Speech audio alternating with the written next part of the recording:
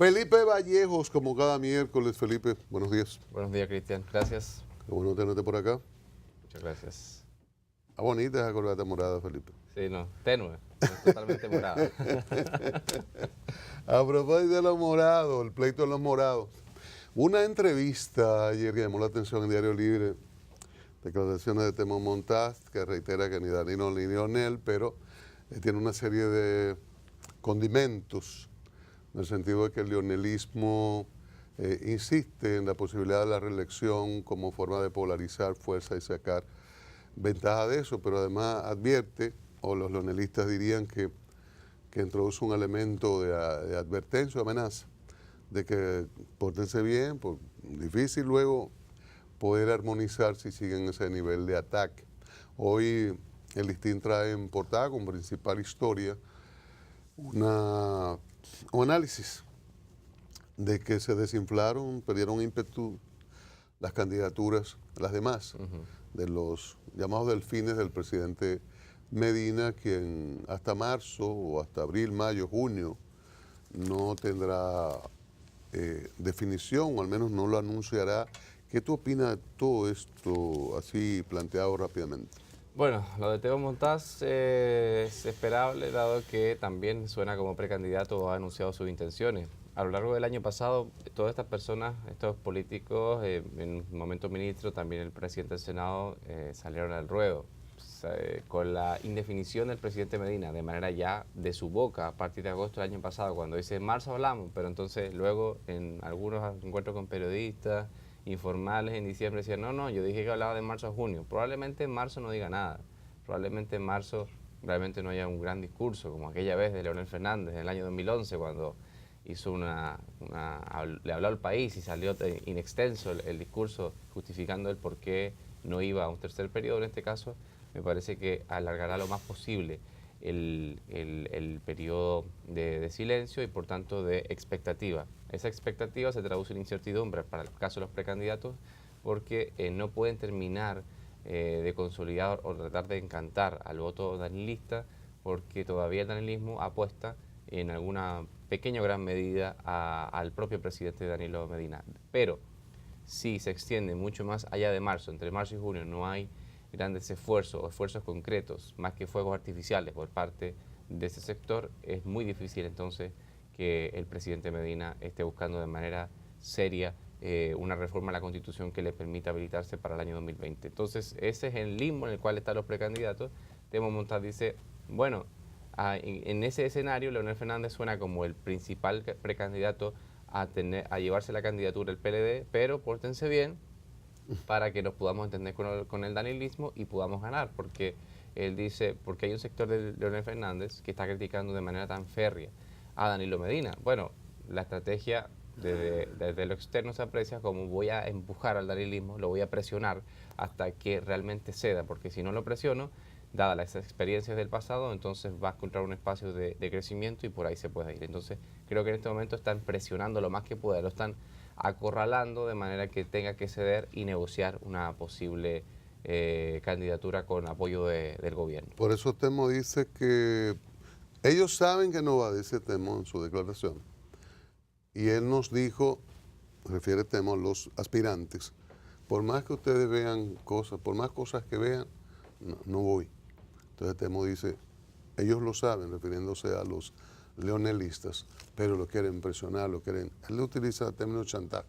Sí, bueno, pero recordemos que en el primer periodo también se dijo que el presidente Medina se había reunido con los precandidatos y que ha dicho yo no voy, sí vaya usted, lo apoyo, etcétera, pero al final se religió el hombre, entonces realmente no se sabe hasta que se sabe, especialmente con esos mensajes esos metamensajes que se mandan entre ellos. Entonces es muy importante, a ojos del leonelismo, seguir presionando para defender la Constitución, como ha dicho el propio Leonel Fernández. Esta es una lucha por la defensa de la democracia, la institucionalidad y especialmente la Constitución. ¿A qué le está hablando? A aquellos que están abogando por un tercer periodo consecutivo que conllevaría una reforma a la Constitución.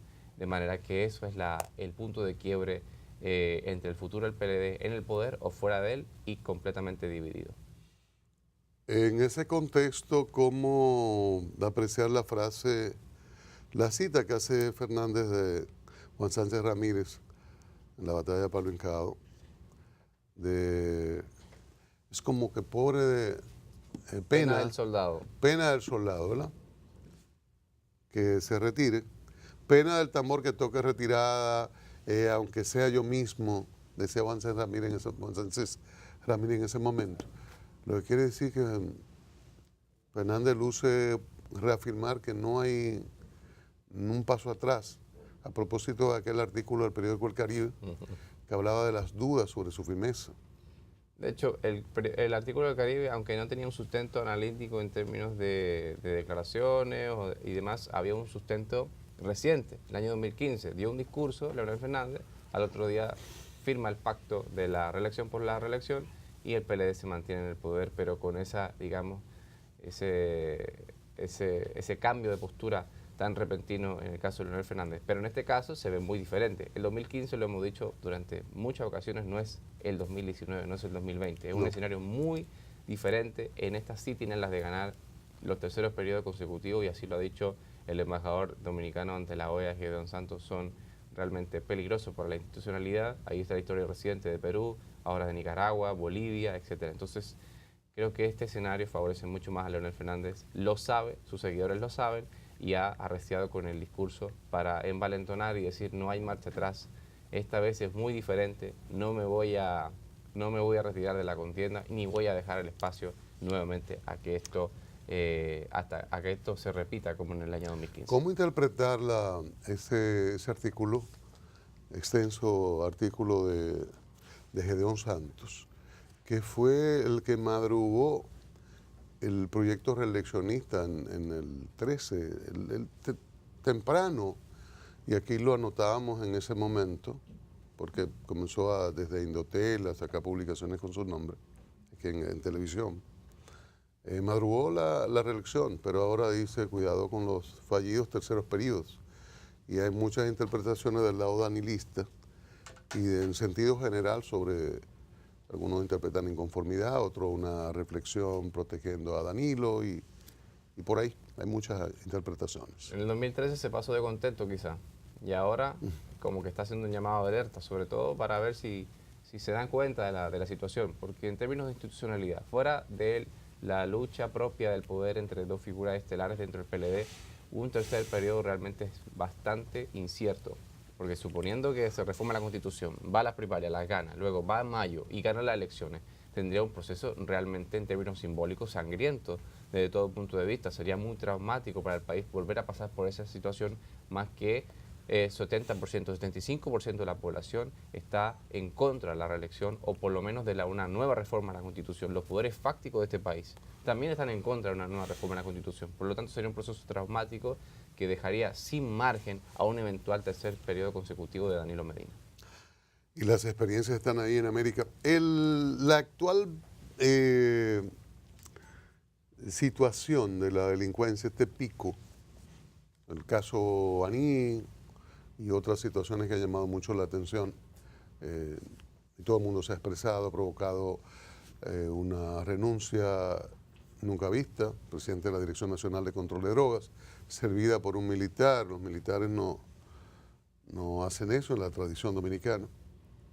Y cambios en la policía y en un nuevo comandante de la DNCD, presidente de la DNCD, con cambios a nivel nacional, el senador por un lado, los curas enfrentando al senador.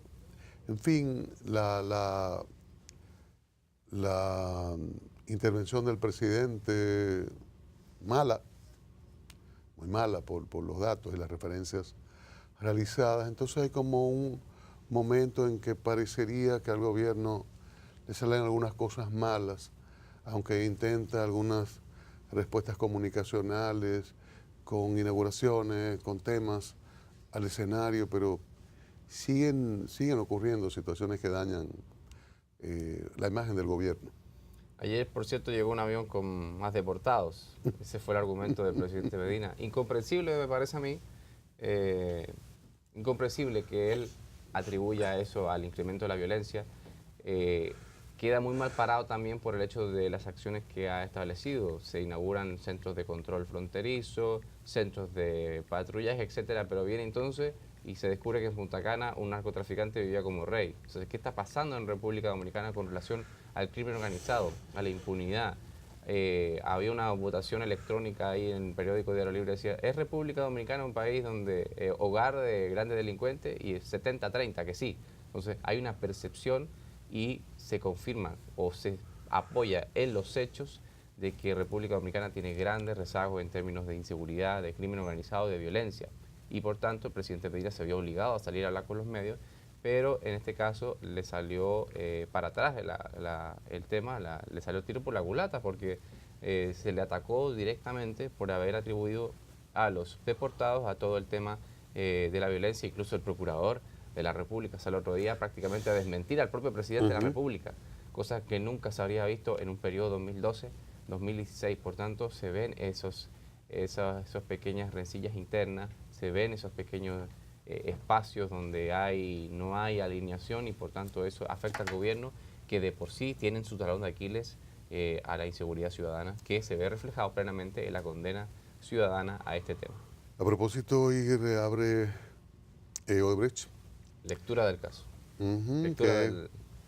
La lectura de la acusación de parte del Ministerio Público, que por cierto, sobre procesos de reelección, en el 16 no había Odebrecht, no había caso Odebrecht, ni caso ISOE. Es un tema abierto y que yo siempre insisto en que el soborno es una parte de 3 situaciones que afectaron a Odebrecht, que confesó Odebrecht en América Latina y que se llevó a varios presidentes. El financiamiento de la campaña, en el esquema que Odebrecht explicó, confesó, financiamiento de campaña, apoyo a candidatos posibles, logro de contrato y sobrevaloración. Entonces, este financiamiento de campaña no se ha examinado, la sobrevaloración, la Cámara de Cuentas tiene una indagación que todavía no examina Procuraduría, no llega a proceso.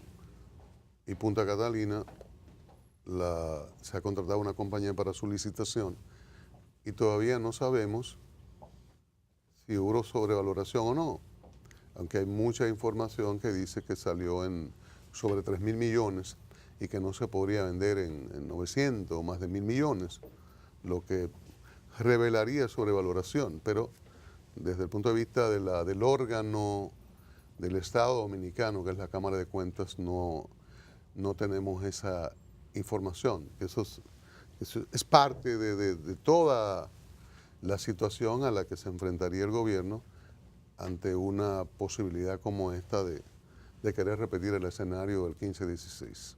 Cualquier escándalo de esta naturaleza es una sombra realmente peligrosa, difícil de eludir para quienes abogan por la reelección, un tercer periodo consecutivo, sobre todo en el caso de Brecht, porque es muy delicado. Mucho se habla de los 92 millones de dólares de soborno. Ahora, el soborno como tal, lo dicen muchos abogados, es muy difícil de probar. Es muy difícil decir, bueno, aquí está tu dinero, vota por el proyecto. Es muy difícil realmente establecer ese momento y comprobar que así fue. Ahora bien, hay otro tema, que es el financiamiento de campaña, que está prohibido por ley, por lo menos para empresas extranjeras, y en segundo lugar está la sobrevaloración de obras. La sobrevaloración de obras es realmente un punto de mucho ataque para el gobierno, no solamente para esto, sino para las antiguas administraciones también, y sobre todo con Punta Catalina. Se ha sindicado de parte de la sociedad civil, de grupos organizados, especialmente la Marcha Verde, que a propósito cumple 2 años, cumplía ayer 2 años de existencia. Es decir, ahí en Punta Catalina algo está pasando, algo más está pasando que lo que dijo esa comisión de alto nivel nombrada por el Poder Ejecutivo. Es decir, algo más está pasando con relación a eso, porque, bueno, me va a costar al contribuyente 3.000 millones de dólares, pero entonces inmediatamente no ha entrado una operación y ya me la quieren vender por 1.000 millones. Entonces, ¿quién pone los 2.000 millones? ¿Quién va a pagar esos 2.000 millones? ¿Y por qué me la vas a vender en 1.000 millones cuando salió en total 3.000 millones de dólares? Todo eso de cuestionamiento lo hace la sociedad civil, lo hace la oposición, lo hacen distintas personas de sectores estratégicos del país. Y dicen, ¿qué está pasando con eso? Obviamente, ante la falta de respuesta o ante la respuesta que no convence, esto compromete al gobierno de Danilo Medina y lo va encerrando aún más sin posibilidades o sin gran margen de trabajo para poder entonces optar por una reelección que algunos dicen, los números le dan, para poder ganar las primarias y las generales del próximo año. Y algunos dicen, ¿dónde quedó aquella promesa de que habrá energía Que se acaban los eléctrica apagones. más barata con esto? Aguantemos el sacrificio, que lo que viene es bueno. Finalmente, y brevemente, Maduro, la situación de Venezuela. Hoy hay marchas, oposición y gobierno. Después de la OEA, también Maduro se prepara para anunciar medidas diplomáticas y políticas entre Estados Unidos. El presidente de la Asamblea dice que el presidente en funciones ya ha comenzado a tomar medidas. Hay un enfrentamiento fuerte que podría a partir de hoy generar situaciones difíciles en Venezuela.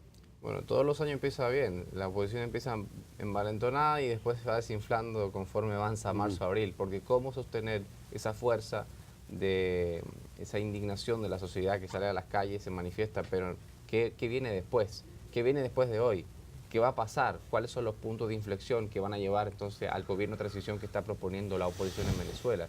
Lo único novedoso en este caso con relación a otros años de estos 20 años del chavismo, ahora con Nicolás Maduro, es primero el no reconocimiento de la comunidad internacional aglutinada en la OEA, el rompimiento de la relación diplomática con algunos países como Paraguay y el surgimiento de una nueva figura que es Juan Guaidó, lejos de Capriles, lejos de María Corina Machado y lejos de Leopoldo, todos inhabilitados, todos con algún tipo de crítica por su manejo, en este caso un hombre de 35 años, sin cola que le pisen, está desafiando al gobierno de Nicolás Maduro. Veremos si el régimen termina de demostrar la verdadera cara que tiene, pero eso significaría también el aislamiento total y el principio del fin del régimen, sobre todo que aún sobrevive exclusivamente por un tema de las fuerzas militares. Gracias, Felipe. La frase de Juan Sánchez Ramírez, que no precisamos hace un ratito: pena de la vida para el tambor que tocara retirada, pena de la vida del soldado que volteare su cara atrás y pena de la vida al oficial que decida retirarse de la batalla, aunque sea yo mismo. Fue la frase de Fernández que no precisamos hace un ratito. Rafael Espinal, economista de INTEC, estará con nosotros en breve y usted y yo nos veremos nuevamente el miércoles próximo. Como siempre. Gracias, Cristian. Así es, recomendaciones de salud de parte del doctor Richard Marín. Adelante.